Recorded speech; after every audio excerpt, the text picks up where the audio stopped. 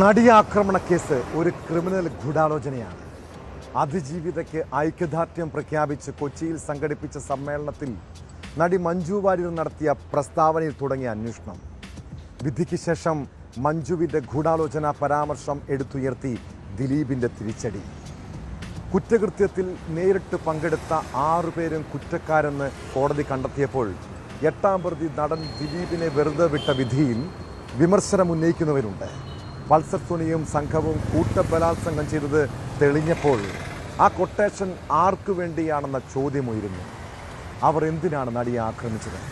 നടിയെ മാത്രം എന്തിന് ലക്ഷ്യം വെച്ചു? ഈ ചോദ്യങ്ങൾക്ക് ആരാണ് മറുപടി പറയേണ്ടത്? ദിലീപ് കുറ്റവിമുക്തനായെങ്കിൽ ആ കൊട്ടേഷനും ഒരു കെട്ടുകഥയായിരുന്നു. വിശദമായി പരിശോധിക്കുകയാണ് പോലീസ് പട്രോൾ. സ്വാഗതം.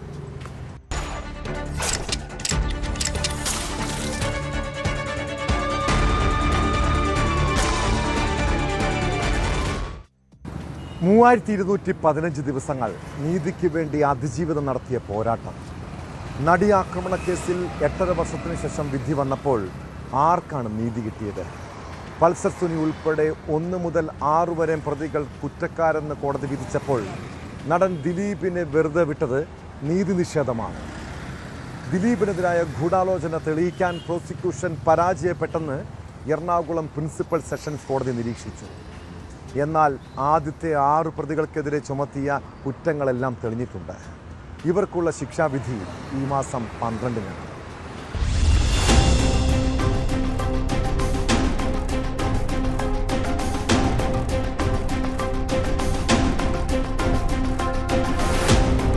കൊച്ചി നഗരത്തിൽ യുവനടിയെ കാറിൽ കൂട്ടബലാത്സംഗം ചെയ്ത് അപകീർത്തികരമായ ദൃശ്യങ്ങൾ പകർത്തിയെന്ന കേസിൽ വിധി വന്നത് സംഭവം നടന്ന് 8 വർഷത്തിന് ശേഷം.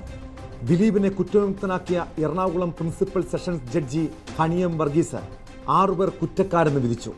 1ാം പ്രതി സുനിൽ NS എന്ന പൾസർ സുനി, 2ാം പ്രതി മാർട്ടിൻ ആന്റണി, 3ാം പ്രതി മണികണ്ഠൻ, 4ാം പ്രതി വിജീഷ്, 5ാം പ്രതി H സലീം എന്ന വടിവാൾ സലീം, 6ാം പ്രതി പ്രദീപ് എന്നിവർക്കുള്ള ശിക്ഷ ഈ മാസം 12-ന് വിധിക്കും.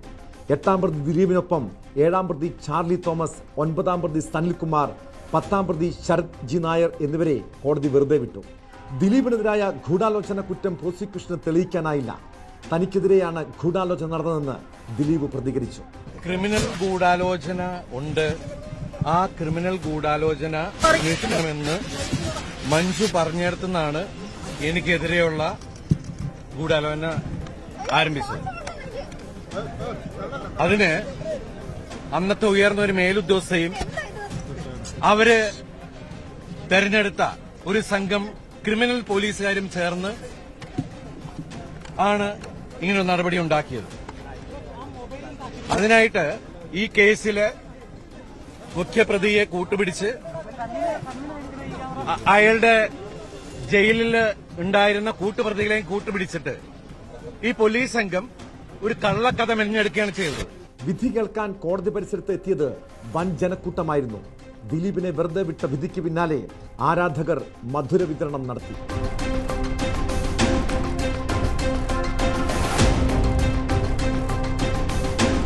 ദിലീപിനെ പോലീസ് വേട്ടയാടിയെന്ന് അഭിഭാഷകൻ ബി രാമൻ പിള്ളയുടെ പ്രതികരണം. ഇത്രയൊരു കേസ് ഞാൻ നടത്തിയിട്ടില്ല. ഞാനിപ്പോൾ 1/2 നൂറ്റാണ്ട് കഴിഞ്ഞ കേസാണ് ഇത് സമയത്ത്. ഇതുപോലെ ഒരു തെളിവും സത്യമായിട്ട് തെളിവില്ലാത്ത ഒരു ചാർജ് കണ്ടിട്ടുമില്ല. ഒരു കള്ളക്കേസ്. ഇപ്പം ഞാൻ ആ കേസ് മാറിക്കഴിഞ്ഞാൽ പിന്നെ നടക്കത്തില്ല. ഞാൻ എൻ്റെ കാലിൻ്റെ ഓപ്പറേഷൻ പോലും മാറ്റിയത് ഈ കേസ് കൊണ്ട്. ലാസ്റ്റ് വിറ്റ്നസ് ബൈജു പൗലോസ് അയാളുടെ മൊഴിയെടുക്കാൻ വേണ്ടി വെച്ച ദിവസമാണ്.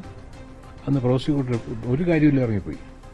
അതുകൊണ്ട് പെറ്റീഷൻ കൊടുത്തു, ഫർദർ ഇൻവെസ്റ്റിഗേഷൻ. അയാൾ കോടതി ഹാജരായില്ല. അങ്ങനെയാണ് മാറിപ്പോകുന്നത്.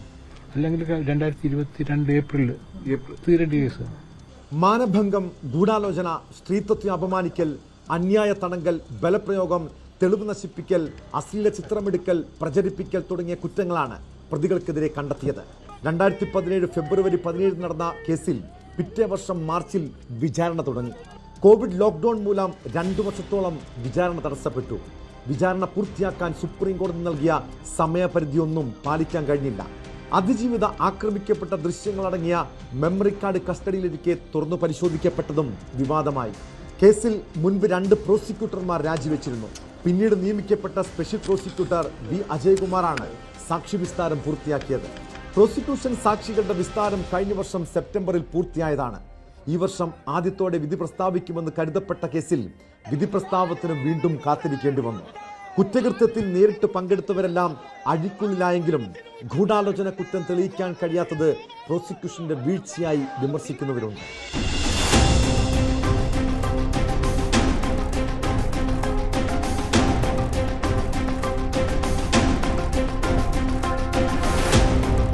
ന്യൂസ് 18 കൊച്ചി. പോലീസ് ചിലരെ കൂട്ടുപിടിച്ച് കള്ളക്കഥ മെനഞ്ഞു.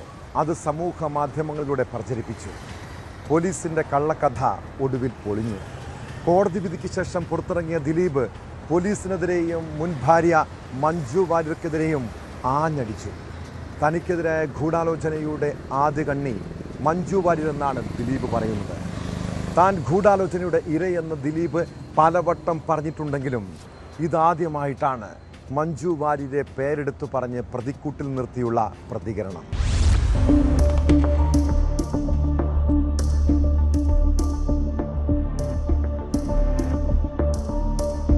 ഇതിന് പിന്നിൽ നടന്നിരിക്കുന്നത് ഒരു ക്രിമിനൽ ഗൂഢാലോചനയാണ്. ഈ ഒരു ഗൂഢാലോചനയ്ക്ക് പിന്നിൽ പ്രവർത്തിച്ചവരെ നിയമത്തിന് മുന്നിൽ കൊണ്ടുവരാൻ ഉള്ള പ്രവർത്തനങ്ങൾക്കെല്ലാം അങ്ങേയറ്റം പൂർണ്ണമായ പിന്തുണ നൽകുക എന്നതാണ് നമുക്കിവിടെ ചെയ്യാൻ സാധിക്കുക. 8.5 വർഷങ്ങൾക്ക് മുമ്പ് എറണാകുളം ദർബാർ ഹാൾ മൈതാനത്ത് സിനിമാ സംഘടനകൾ വിളിച്ചു ചേർത്ത യോഗത്തിലാണ് നടിയെ തട്ടിക്കൊണ്ടുപോയി ബലാത്സംഗം ചെയ്തതിന് പിന്നിൽ ക്രിമിനൽ ഗൂഢാലോചനയെന്ന് മഞ്ജു വാര്യർ ഉറപ്പിച്ചു പറഞ്ഞത്. വാക്കുകളുടെ പുകമറയിൽ താനാണെന്ന് ബോധ്യമുണ്ടായിരുന്നെങ്കിലും ആ വേദിയിൽ ദിലീപ് മറുപടി പറഞ്ഞില്ല. എൻ്റെ കൂടെ ഏറ്റവും അധികം സിനിമ ചെയ്തിട്ടുള്ള ഒരു കുട്ടി കൂടിയാണ്. ശരിക്കും പറഞ്ഞാൽ നമ്മൾ ഉടനെ നമ്മുടെ വീടിൻ്റെ അകത്തേക്ക് തന്നെയാണ് നോക്കി പോകുന്നത്. വളരെ ഭയക്കുന്ന, ഇത് സിനിമയിൽ സംഭവിച്ചു എന്നതിനേക്കാളപ്പുറം നമ്മുടെ നാട്ടിൽ സംഭവിച്ചു എന്നതാണ് ഏറ്റവും ദാരുണമായ, നമ്മളെ വിഷമിപ്പിക്കുന്ന ഒന്ന്. ദിലീപിന്റെ മുൻ ഭാര്യ കൂടിയായ മഞ്ജു വാര്യരുടെ വാക്കുകൾ നടനെതിരായ സംശയങ്ങൾ ബലപ്പെടുത്തി. ഗൂഢാലോചന കേസിൽ പ്രോസിക്യൂഷന് ബലം പകർന്നതും മഞ്ജുവിന്റെ ഈ നിലപാടാണ്. വിചാരണ കോടതിയിലെത്തി മൊഴി നൽകി മഞ്ജു വാര്യർ പ്രോസിക്യൂഷന്റെ പ്രധാന സാക്ഷിയുമായി. അറസ്റ്റിന് പിന്നാലെ 2017 ഓഗസ്റ്റിൽ ജാമ്യ ഹർജിയിൽ തന്നെ ദിലീപ് താൻ ഗൂഢാലോചനയുടെ ഇരയാണെന്ന് ആരോപിച്ചിരുന്നു. സിനിമാ രംഗത്തെ പ്രബലർ തനിക്കെതിരെ ഗൂഢാലോചന നടത്തിയെന്നും മാധ്യമങ്ങളെയും പോലീസിനെയും രാഷ്ട്രീയ നേതാക്കളെയും ഇവർ സ്വാധീനിച്ചെന്നും ദിലീപ് കുറ്റപ്പെടുത്തിയിരുന്നു. വിധി കേട്ട ശേഷം കോടതി മുറ്റത്ത് ദിലീപ് ഇതുതന്നെ ആവർത്തിച്ചു. ക്രിമിനൽ ഗൂഢാലോചന ഉണ്ട്. ആ ക്രിമിനൽ ഗൂഢാലോചന അന്വേഷിക്കണമെന്ന് മഞ്ജു പറഞ്ഞിടത്തുനിന്നാണ് എനിക്കെതിരെയുള്ള ഗൂഢാലോചന ആരംഭിച്ചത്. യഥാർത്ഥ ഗൂഢാലോചന എന്ന് പറയുന്നത് എന്നെ പ്രതിയാക്കാനാണ്. സമൂഹത്തിൽ എന്റെ കരിയർ, എന്റെ ഇമേജ്, എന്റെ ജീവിതം നശിപ്പിക്കാൻ വേണ്ടി ചെയ്ത ഈ കേസിൽ ക്രിമിനൽ ഗൂഢാലോചനയുണ്ട്. ആ ക്രിമിനൽ ഗൂഢാലോചന അന്വേഷിക്കണമെന്ന് മഞ്ജു പറഞ്ഞതിൽ നിന്നാണ് എനിക്കെതിരെ ഗൂഢാലോചന ആരംഭിച്ചത്. അന്നത്തെ ഉയർന്ന മേലുദ്യോഗസ്ഥരും അവർ തെരഞ്ഞെടുത്ത ക്രിമിനൽ പോലീസുകാരും ചേർന്നാണ് എന്നെ വേട്ടയാടിയത്. തന്നെ പ്രതിയാക്കാനാണ് ഗൂഢാലോചന നടന്നതെന്നും അതിന്റെ ആദ്യ കണ്ണി മഞ്ജു വാര്യരെന്നും പരസ്യമാക്കുമ്പോൾ ദിലീപ് ലക്ഷ്യം വെക്കുന്നത് എന്ത്? പേര് പറഞ്ഞുള്ള ദിലീപിന്റെ വിമർശനത്തോട് മഞ്ജു വാര്യരും അതിജീവിത അടക്കമുള്ളവരും പ്രതികരിക്കുമോ എന്നും കാത്തിരിക്കാം.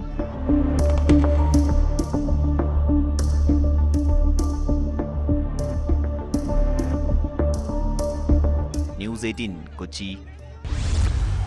നടിയെ ആക്രമിച്ച കേസിൽ 6 പ്രതികൾ കുറ്റക്കാരെന്ന് കണ്ടെത്തിയെങ്കിലും വിധി നീതി നിഷേധമെന്ന പ്രതികരണമാണ് പൊതുസമൂഹത്തിൽ നിന്നും ഉയർന്നു കേട്ടത്. ശ്രദ്ധാപൂർവം തയ്യാറാക്കിയ തിരക്കഥയുടെ ക്രൂരമായ പ്രദർശനമാണ് ഇപ്പോൾ കാണുന്നതെന്ന് പാർവതി തിരുവോത്ത് വിമർശിച്ചു. ദിലീപിനെ കുറ്റവിമുക്തനാക്കിയതിന് പിന്നാലെ റിമ കല്ലിങ്കലും രമ്യ നമ്പീശനും അവൾക്കൊപ്പം എന്നെഴുതിയ പോസ്റ്ററുകൾ സമൂഹ മാധ്യമങ്ങളിൽ പോസ്റ്റ് ചെയ്തു. അതിജീവിതയ്ക്കൊപ്പമാണെന്ന് സർക്കാർ കേന്ദ്രങ്ങളും വ്യക്തമാക്കി. കോടതി വിധിക്കെതിരെ അപ്പീൽ പോകാനാണ് പ്രോസിക്യൂഷന്റെ നീക്കം. ഗൂഢാലോചന സംബന്ധിച്ച് തെളിവുണ്ടായിട്ടും വിചാരണ കോടതി ഇത് പരിഗണിച്ചില്ലെന്ന് കാട്ടി ഉടൻ ഹൈക്കോടതിയിൽ അപ്പീൽ നൽകും.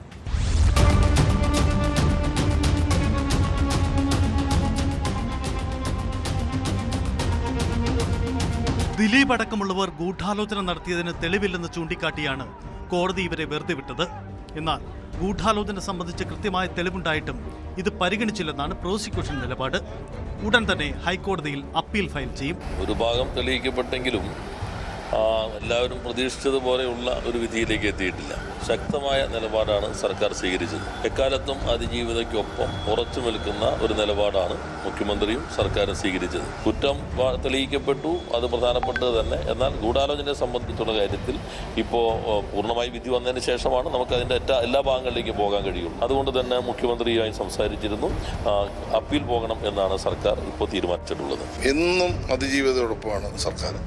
ആര് കുറ്റം ചെയ്താലും അത് എത്ര ഉന്നതനാണെങ്കിലും, പ്രത്യേകിച്ച് കേരളത്തിൻ്റെ മുഖ്യമന്ത്രി വളരെ വ്യക്തമായി തന്നെ പറഞ്ഞിട്ടുണ്ട്, ഏത് ഉന്നതനാണെങ്കിലും കുറ്റവാളിയാണെങ്കിലും നിയമത്തിന് മുന്നിൽ കൂട്ടും. അപ്പോൾ തീർച്ചയായിട്ടും എന്താണ് കോടതി ശിക്ഷിക്കപ്പെടാൻ ഇടവന്ന കാരണവും വെറുതെ വിടാനുണ്ടായ കാരണവും മനസ്സിലാക്കിയിട്ട് നമുക്കൊരു മറുപടി പറയാൻ പറ്റും. ഏറെ കോളിളക്കം സൃഷ്ടിച്ച തീരുമാനമായിരുന്നു ദിലീപിന്റെ അറസ്റ്റ്. അതിജീവിതയ്ക്കൊപ്പം നിൽക്കാനുള്ള തീരുമാനത്തിന്റെ ഭാഗമായിട്ടായിരുന്നു സർക്കാർ അന്വേഷണ സംഘത്തിന് പൂർണ്ണ സ്വാതന്ത്ര്യം നൽകിയത്. ദിലീപിനെ അടക്കം വെറുതെ വിട്ടതോടെ വിധി സർക്കാരിന് കൂടി തിരിച്ചടിയായി. അതിജീവിതയ്ക്ക് നീതി കിട്ടാൻ നിയമ പോരാട്ടം തുടരുമെന്നാണ് സർക്കാർ നിലപാട്. അതിജീവിതക്കൊപ്പമാണ് ഗവൺമെന്റ്. ഇന്നേ അവരെടുത്ത എല്ലാ നിലപാടുകളും അങ്ങനെയാണ്. ആ നിലപാടിന്റെ തുടർച്ച എന്ന നിലയിൽ സ്വാഭാവികമായും അടുത്ത സ്റ്റേജിലേക്ക്, അടുത്ത കോടതിയിലേക്ക് പോകേണ്ടി വരും. അങ്ങനെ അതിജീവിതയ്ക്കൊപ്പം തന്നെ നിൽക്കും.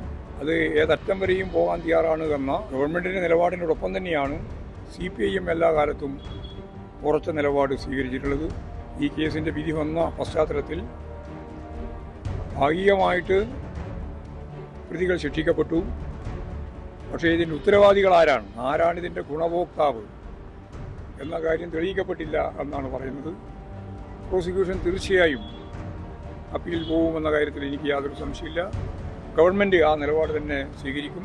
ദിലീപ് അടക്കം ശിക്ഷിക്കപ്പെട്ടിരുന്നെങ്കിൽ വിധി സർക്കാരിന്റെ രാഷ്ട്രീയ വിജയം കൂടിയായേനെ. തദ്ദേശ തെരഞ്ഞെടുപ്പ് വോട്ടെടുപ്പിന് തൊട്ടു തലേന്നാണ് പ്രമാദമായ കേസിൽ വിധി വന്നത്. വിധി തെരഞ്ഞെടുപ്പിനെ സ്വാധീനിക്കാതിരിക്കാനുള്ള മുൻകരുതലാണ് അപ്പീൽ പോവാനുള്ള പെട്ടെന്ന് തന്നെ ഉണ്ടായ തീരുമാനം.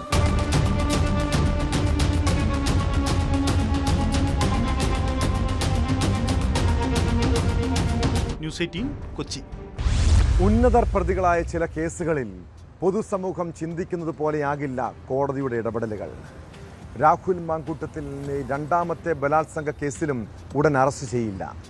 മുൻകൂർ ജാമ്യാപേക്ഷയിൽ വിധി വരുന്നതുവരെയും കടുത്ത നടപടികൾ പാടില്ലെന്ന് കോടതിയുടെ നിർദ്ദേശം. ജാമ്യാപേക്ഷയിൽ ബുധനാഴ്ച കോടതി വിധി പറയും. കേസിൽ 23-കാരി പ്രത്യേക അന്വേഷണ സംഘത്തിന് നൽകിയ മൊഴി ഗുരുതര സ്വഭാവമുള്ളതാണ്.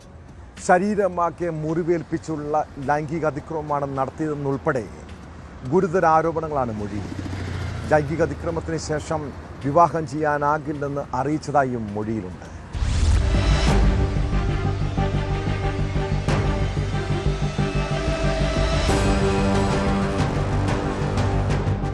ബംഗളൂരു സ്വദേശിനിയെ പീഡിപ്പിച്ചെന്ന പരാതിയിൽ രാഹുൽ മാങ്കൂട്ടത്തിൽ നൽകിയ മുൻകൂർ ജാമ്യ ഹർജിയിൽ വിധി വരുന്നതുവരെ കടുത്ത നടപടികൾ സ്വീകരിക്കരുത് എന്നാണ് കോടതി പോലീസിന് നിർദ്ദേശം നൽകിയത്. ഹർജിയിൽ തീർപ്പാകുന്നതുവരെ അറസ്റ്റ് തടയണമെന്നും പ്രതിഭാഗം ആവശ്യപ്പെട്ടിരുന്നു. തിരുവനന്തപുരം 7ാം അഡീഷണൽ ജില്ലാ സെഷൻസ് ജഡ്ജി അനസ് വി ആണ് കേസ് പരിഗണിച്ചത്. പരാതിയിൽ ഒരിടത്തും പരാതിക്കാരിയുടെ പേരോ പീഡനം നടന്നു എന്നാരോപിക്കുന്ന തീയതിയോ സ്ഥലമോ വ്യക്തമാക്കാത്തതിനാൽ പരാതി രാഷ്ട്രീയ പ്രേരിതമായ ഗൂഢാലോചനയാണെന്ന് വ്യക്തമാക്കിയായിരുന്നു പ്രതിഭാഗം വാദിച്ചത്. പരാതിക്കാരി വ്യക്തമായ മൊഴി നൽകിയ സാഹചര്യത്തിൽ പ്രതിക്ക് ജാമ്യം അനുവദിക്കരുത് എന്നായിരുന്നു പ്രോസിക്യൂഷന്റെ വാദം. ബംഗളൂരു സ്വദേശിനി KPCC പ്രസിഡന്റിന് ഇമെയിലായി നൽകിയ പരാതി DGPക്ക് കൈമാറിയിരുന്നു. ഈ പരാതിയിലാണ് ക്രൈംബ്രാഞ്ച് FIR രജിസ്റ്റർ ചെയ്തത്. രാഹുലിന്റെ ജാമ്യ ഹർജി കോടതി പരിഗണിക്കും മുമ്പ് AIG G പൂങ്കുഴലി നേരിട്ടെത്തി യുവതിയുടെ മൊഴി രേഖപ്പെടുത്തുകയായിരുന്നു. ഞെട്ടിക്കുന്ന പരാമർശങ്ങളാണ് മൊഴിയിലുള്ളത്. രക്ഷപ്പെടാൻ കരഞ്ഞു കാല് പിടിച്ചിട്ടും ബലാത്സംഗം ചെയ്തു എന്നാണ് മൊഴി.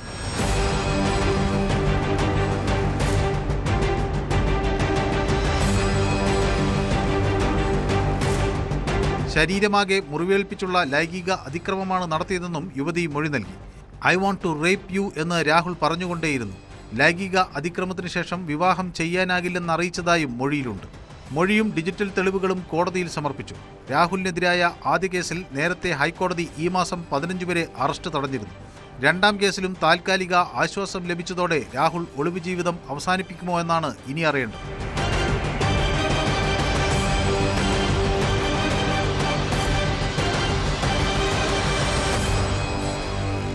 ന്യൂസ് 18 തിരുവനന്തപുരം. ദാമ്പത്യ ജീവിതത്തിൽ പ്രശ്നങ്ങളുണ്ടായാൽ മറ്റുള്ളവരെ പഴിക്കുന്നവരെ കണ്ടിട്ടുണ്ടല്ലേ? പ്രത്യേകിച്ച് മാതാപിതാക്കളും കുടുംബാംഗങ്ങളും കാരണമാണ് എൻ്റെ ദാമ്പത്യം തകർന്നതെന്ന് ചിലർ കരുതും. അതിൻ്റെ പഴി മുഴുവൻ പിന്നെ ബന്ധുക്കൾക്കായിരിക്കും. മാവേലിക്കരയിൽ അമ്മയെ മകൻ കൊലപ്പെടുത്തിയതിൻ്റെ കാരണം അയാളുടെ കുടുംബജീവിതം തകർന്നതിൻ്റെ പേരിലാണ്. ഭാര്യ പിണങ്ങിപ്പോയത് അമ്മ കാരണമെന്നാരോപിച്ചായിരുന്നു അരുൺ കൊല. മാവേലിക്കര നഗരസഭയിലെ മുൻ കൗൺസിലറായ കനകമ്മയെ വീട്ടിലെ കിടപ്പുമുറിയിലാണ് മരിച്ച നിലയിൽ കണ്ടെത്തിയത്. അമ്മയെ താൻ കൊലപ്പെടുത്തിയെന്ന് മകൻ കൃഷ്ണദാസ് പോലീസിൽ മൊഴി നൽകി.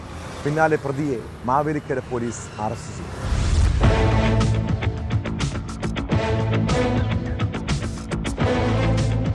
മാവേലിക്കര നഗരസഭയിലെ മുൻ കൗൺസിലറായ കനകമ്മ സോമരാജനും മകൻ കൃഷ്ണദാസുമായിരുന്നു ഊമ്പർനാട് ഇട്ടിയപ്പൻ വിള വീട്ടിൽ താമസം. രാവിലെ കൃഷ്ണദാസാണ് വീട്ടിലെ കിടപ്പുമുറിയിൽ അമ്മ മരിച്ചു കിടക്കുന്നുവെന്ന വിവരം പോലീസിനെ അറിയിച്ചത്. തുടർന്ന് നടത്തിയ ചോദ്യം ചെയ്യലിലാണ് കഴിഞ്ഞ ദിവസം രാത്രി കനകമ്മയും കൃഷ്ണദാസും തമ്മിൽ വഴക്കുണ്ടായിരുന്നതായി പോലീസ് കണ്ടെത്തിയത്. തർക്കത്തിനിടെ കനകമ്മയെ ക്രൂരമായി മർദ്ദിച്ചതായും കൃഷ്ണദാസ് മൊഴി നൽകിയിട്ടുണ്ട്. രാവിലെ അബോധാവസ്ഥയിൽ അമ്മയെ കണ്ടതോടെ മരിച്ചുവെന്നുറപ്പിച്ച് പോലീസിനെ വിവരം അറിയിക്കുകയായിരുന്നു.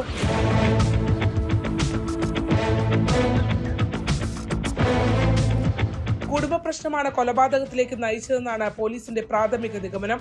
കൃഷ്ണദാസിന്റെ ഭാര്യ വീട്ടിൽ നിന്ന് ഇറങ്ങിപ്പോയതുമായി ബന്ധപ്പെട്ട് ഇരുവരും തമ്മിൽ വഴക്കുണ്ടായിരുന്നു. ഭാര്യയെ തിരികെ വീട്ടിൽ കൊണ്ടുവരാൻ ശ്രമിച്ചെങ്കിലും കനകമ്മ സമ്മതിച്ചിരുന്നില്ല. ഞായറാഴ്ച രാത്രി ഇതിന്റെ പേരിലുണ്ടായ തർക്കം കൊലപാതകത്തിലേക്ക് എത്തിയെന്നാണ് പോലീസ് സംശയിക്കുന്നത്. നിലവിൽ മാവേലിക്കര പോലീസിന്റെ കസ്റ്റഡിയിലാണ് കൃഷ്ണദാസ്. പോസ്റ്റ്മോർട്ടം റിപ്പോർട്ട് ലഭ്യമായാൽ മാത്രമേ മരണകാരണം വ്യക്തമാകൂ എന്ന് പോലീസ് അറിയിച്ചു.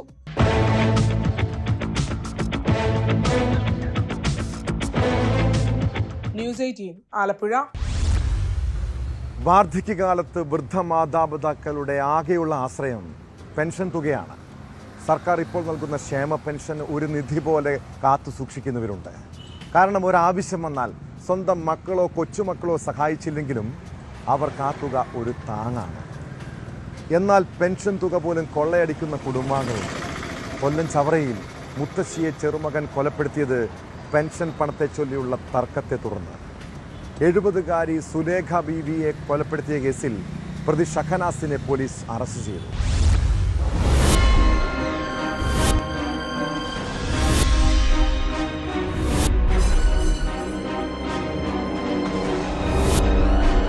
വീടിനുള്ളിലെ കട്ടിലിൽ രണ്ടു കാലുകളും നിലത്തുമുട്ടി അവശയായ നിലയിലായിരുന്നു സുലേഖ ബീവി കിടന്നിരുന്നത്. കാലുകൾ ചാക്കിനുള്ളിലേക്ക് കയറ്റിയ നിലയിലായിരുന്നു. സുലേഖ ബീവിയുടെ മകളായ മുംതാസ്, ഇവരുടെ മക്കളായ മുഹമ്മദ് ഷഹനാസ്, സഹീൽ എന്നിവരായിരുന്നു വീട്ടിൽ താമസിച്ചു വന്നിരുന്നത്. കഴിഞ്ഞ ദിവസം ഒരു കല്യാണത്തിന് പോയി മടങ്ങിയെത്തിയ മുംതാസാണ് സുലേഖ ബീവി വീടിനുള്ളിൽ അവശയായി കിടക്കുന്നത് കണ്ടത്. നിലവിളി കേട്ട് ഓടിക്കൂടിയ നാട്ടുകാരെ കണ്ടതോടെ ഷഹനാസ് വീട്ടിൽ നിന്നും ഇറങ്ങി ഓടി. സംശയം തോന്നിയ നാട്ടുകാർ ഷഹനാസിനെ തടഞ്ഞുവെച്ച് പോലീസിൽ ഏൽപ്പിച്ചു. സുലേഖ ബീവിയെ കരുനാഗപ്പള്ളിയിലെ ആശുപത്രിയിൽ എത്തിച്ചപ്പോഴേക്കും മരണം സംഭവിച്ചിരുന്നു.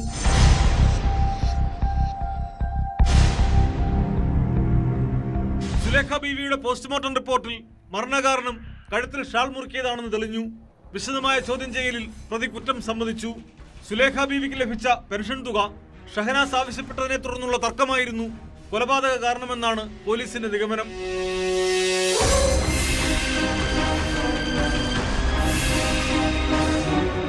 മുൻപ് വധശ്രമക്കേസിൽ പ്രതിയായ ഷഹനാസ് ലഹരിക്കടിമയാണ്. കോടതിയിൽ ഹാജരാക്കിയ പ്രതിയെ റിമാൻഡ് ചെയ്തു. ന്യൂസ് 18 കൊല്ലം. സ്വന്തം മക്കൾക്ക് കരുതലും സംരക്ഷണവും നൽകേണ്ടത് ആരാണ്? പ്രത്യേകിച്ച് പെൺകുട്ടികൾ കുട്ടിക്കാലത്തും കൗമാരപ്രായത്തിലും അവരുടെ അച്ഛൻ്റെ തണലിൽ വളരാൻ ആഗ്രഹിക്കുന്നവരാണ്. എന്നാൽ സംരക്ഷണം നൽകേണ്ട അച്ഛൻ തന്നെ വേട്ടക്കാരനായാലോ അതൊരു മകൾക്കും താങ്ങാൻ കഴിയില്ല. തിരുവനന്തപുരം നെയ്യാറ്റിൻകരയിൽ 9ാം ക്ലാസ്സുകാരി ആത്മഹത്യക്ക് ശ്രമിച്ചത് അച്ഛൻ്റെ പീഡനത്തിൽ മനം നൊന്താണ്. ജീവനൊടുക്കാൻ ശ്രമിച്ച 14-കാരി തിരുവനന്തപുരം മെഡിക്കൽ കോളേജ് ആശുപത്രിയിൽ ചികിത്സയിലാണ്. സംഭവത്തിൽ കുട്ടിയുടെ അമ്മ പോലീസിൽ പരാതി നൽകിയിട്ടുണ്ട്.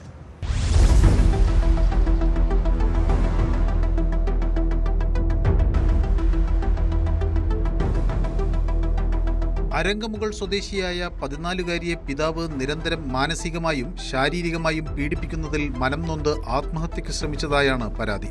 സ്ഥിരം മദ്യപാനിയായ പിതാവ് കുട്ടിയോട് അസഭ്യം പറയുകയും പൊതുവഴിയിൽ വെച്ച് മർദ്ദിക്കാൻ ശ്രമിക്കാറുണ്ടെന്നും ആരോപണമുണ്ട്. കഴിഞ്ഞ ശനിയാഴ്ച രാവിലെയാണ് കുട്ടി ലൈസോൾ പോലുള്ള ദ്രാവകം കഴിച്ച് ആത്മഹത്യക്ക് ശ്രമിച്ചത്. തുടർന്ന് നെയ്യാറ്റിൻകര ജനറൽ ആശുപത്രിയിലെത്തിച്ച കുട്ടിയെ കൂടുതൽ ചികിത്സയ്ക്ക് വേണ്ടി തിരുവനന്തപുരം മെഡിക്കൽ കോളേജ് ആശുപത്രിയിലേക്ക് മാറ്റുകയായിരുന്നു.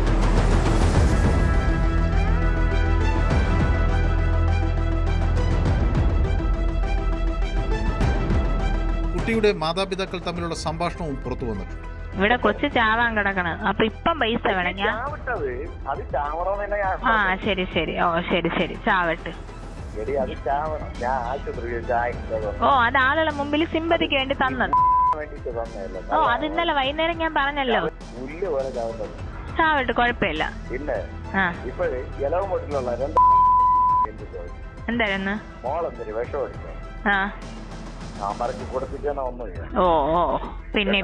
പിന്നെ ആളുകൾ ചോദിക്കൂലേ?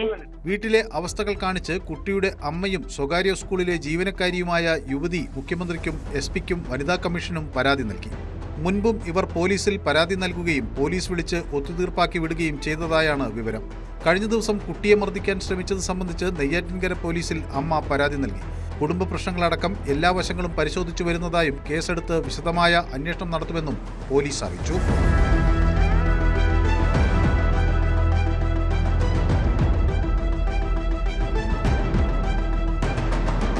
ന്യൂസ് 18 നെയ്യാറ്റിൻകര. തൃശൂർ കേരള കലാമണ്ഡലത്തിലെ അധ്യാപകനെതിരായ ലൈംഗിക അതിക്രമ പരാതി അതീവ ഗൗരവമേറിയതാണ്. ക്ലാസ്സിൽ മദ്യപിച്ചെത്തുന്ന അധ്യാപകൻ കനകുമാറിനെതിരെ നിരവധി പെൺകുട്ടികളാണ് പരാതി നൽകിയത്. വിദ്യാർത്ഥികളെ ശാരീരികമായും മാനസികമായും പീഡിപ്പിച്ചെന്ന സംഭവത്തിൽ പോലീസ് കേസെടുത്തതിന് പിന്നാലെ പ്രതി ഒളിവിൽ പോയിരുന്നു. അധ്യാപകന് വേണ്ടി സംസ്ഥാനത്തെമ്പാടും പോലീസ് തിരച്ചിൽ നടത്തിയിട്ടും ഒരു സൂചനയും ലഭിച്ചില്ല.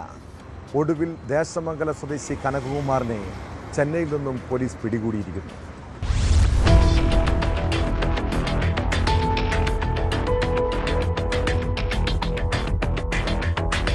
നവംബർ 11-നാണ് കേസിനാസ്പദമായ സംഭവം.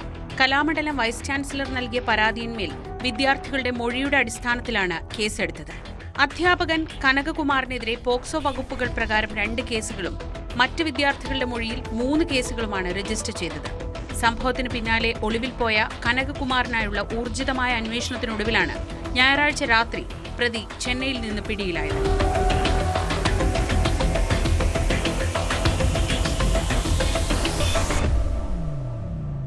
വിദ്യാർത്ഥികൾ പരാതി നൽകിയതിനെ തുടർന്ന് കനകകുമാറിനെ കലാമണ്ഡലത്തിൽ നിന്നും സസ്പെൻഡ് ചെയ്തിരുന്നു. Cheruthuruthy police special squad SI Jolly Sebastian, SCPOമാരായ വിനീത് മോൻ, ജയകൃഷ്ണൻ തുടങ്ങിയവർ അടങ്ങിയ സംഘമാണ് പ്രതിയെ പിടികൂടിയത്. വിശദമായി ചോദ്യം ചെയ്യാനാണ് പോലീസിന്റെ തീരുമാനം.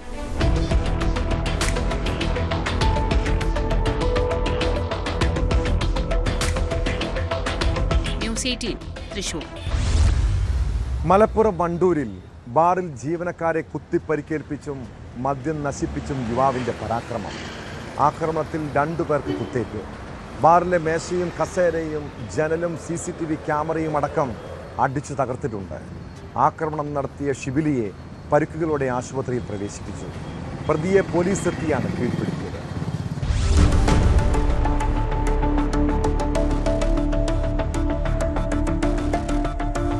വണ്ടൂർ പുളിക്കലിൽ പ്രവർത്തിക്കുന്ന സിറ്റി പാലസ് ബാറിൽ ഞായറാഴ്ച വൈകിട്ടാണ് അക്രമ സംഭവങ്ങൾ അരങ്ങേറിയത്. എറിയാട് സ്വദേശി ഷിബിലി എന്ന 28-കാരനാണ് അക്രമം നടത്തിയത്. ബാറിലെത്തിയ ഷിബിലി അക്രമാസക്തനാവുകയും കൗണ്ടറിലിരുന്ന ജീവനക്കാരെ കുത്തിപ്പരിക്കേൽപ്പിക്കുകയുമായിരുന്നു. ബാറിലുണ്ടായിരുന്ന മദ്യവും നശിപ്പിക്കപ്പെട്ടു. കുത്തേറ്റ കണ്ണൂർ മുള്ളരിക്കണ്ടി സ്വദേശികളായ ആകാശ്, അഭിജിത്ത് എന്നിവർ വണ്ടൂർ താലൂക്ക് ആശുപത്രിയിൽ ചികിത്സയിലാണ്. ആകാശിന്റെ വയറിലാണ് ആഴത്തിൽ കുത്തേറ്റിട്ടുള്ളത്. 40 ലിറ്ററോളം മദ്യമാണ് ഷിബിലി നശിപ്പിച്ചത്. ബാറിലെ മേശയും കസേരകളും ജനാലയും CCTV ക്യാമറയും അടക്കം അടിച്ചു തകർത്തിട്ടുമുണ്ട്.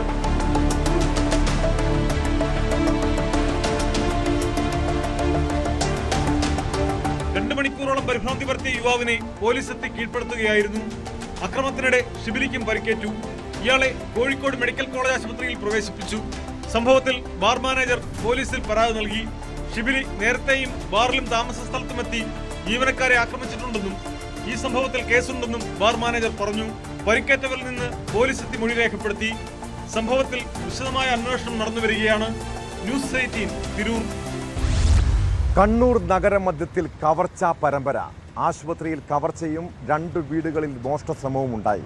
മുഖം മറച്ച് കയ്യിൽ മൂർച്ചയേറിയ ആയുധവുമായി മോഷ്ടാവെത്തുന്നതിൻ്റെ CCTV ദൃശ്യങ്ങൾ പുറത്തു വന്നിട്ടുണ്ട്. ആയുധമുപയോഗിച്ച് മേശവലിപ്പ് കുത്തി തുറന്നായിരുന്നു കവർച്ച. തുടർന്ന് കള്ളൻ ഓടിപ്പോകുന്നതും ദൃശ്യങ്ങളിലുണ്ട്.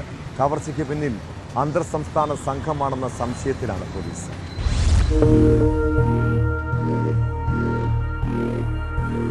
ഞായറാഴ്ച പുലർച്ചെ 1:30 സംഭവം. കണ്ണൂർ തളാപ്പ് DCC ഓഫീസിന് സമീപത്തെ മാക്സ് ആശുപത്രിയിലാണ് കവർച്ച നടന്നത്.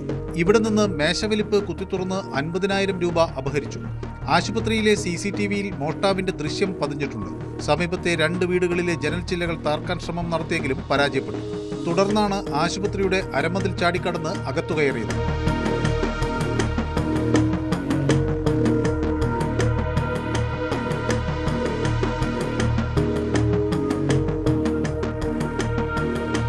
മുഖം തുണികൊണ്ട് മറച്ച് ആയുധവുമായാണ് മോഷ്ടാവെത്തിയത്.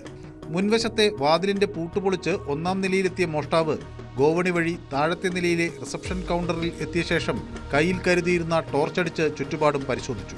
പിന്നീട് ആയുധം ഉപയോഗിച്ച് മേശവലിപ്പ് കുത്തിത്തുറന്ന് പണം കവരുകയായിരുന്നു. അതിനുശേഷം ഓടിപ്പോകുന്നതും ദൃശ്യങ്ങളിലുണ്ട്. രാവിലെ ആശുപത്രിയിലെത്തിയ ജീവനക്കാരാണ് മോഷണ വിവരം അറിയുന്നത്. തുടർന്ന് ടൗൺ പോലീസിൽ വിവരമറിയിക്കുകയായിരുന്നു.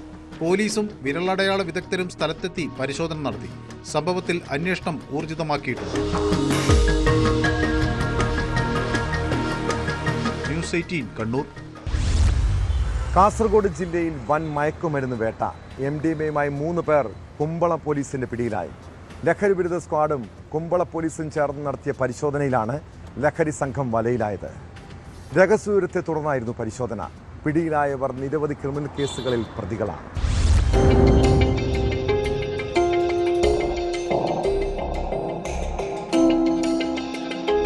മംഗൽപാടി സോങ്കാലിൽ നിന്നാണ് MDMAയുമായി 3 പേർ കുമ്പള പോലീസിന്റെ പിടിയിലായത്.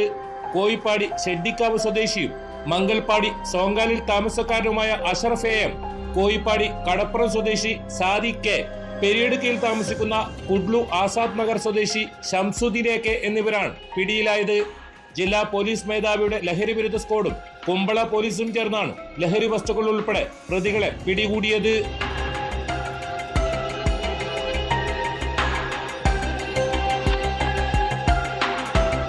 സംശയാസ്പദമായ സാഹചര്യത്തിൽ കണ്ട 3 പേരെ പിടികൂടി പരിശോധിച്ചപ്പോഴാണ് 43.77 ഗ്രാം MDMA പിടികൂടിയത്. ജില്ലാ പോലീസ് മേധാവി BV വിജയഭരത് റെഡ്ഡിയുടെ നിർദ്ദേശപ്രകാരം രഹസ്യ വിവരം ശേഖരിക്കുന്നതിനായി പെട്രോളിംഗ് ഡ്യൂട്ടിക്ക് വന്ന ഡാൻസ് ഓഫ് സ്ക്വാഡിനെ കണ്ട് ഓടി രക്ഷപ്പെടാൻ ശ്രമിച്ച പ്രതികളെ സാഹസികമായാണ് കീഴ്പ്പെടുത്തിയത്. ഒറ്റപ്പെട്ട കുറ്റിക്കാടുള്ള സ്ഥലത്ത് 3 പേർ നിൽക്കുന്നത് കണ്ട് സംശയം തോന്നി പരിശോധിക്കാൻ ചെന്നപ്പോഴാണ് പ്രതികൾ രക്ഷപ്പെടാൻ ശ്രമിച്ചത്. 1-ാം പ്രതിയായ അഷറഫ് മേൽപ്പറമ്പ് പോലീസ് സ്റ്റേഷനിൽ 50 ഗ്രാം MDMA പിടികൂടിയ കേസിലെ പ്രതിയാണ്. സാദിഖ് ലഹരി കേസിലും കാപ്പ കേസിലും കാപ്പ നിയമം ലംഘിച്ച കേസിലും പ്രതിയാണ്. ഷംസുദ്ദീൻ അടിപിടി കേസുകളിലും പ്രതിയാണ്. കോടതിയിൽ ഹാജരാക്കിയ പ്രതികളെ റിമാൻഡ് ചെയ്തു.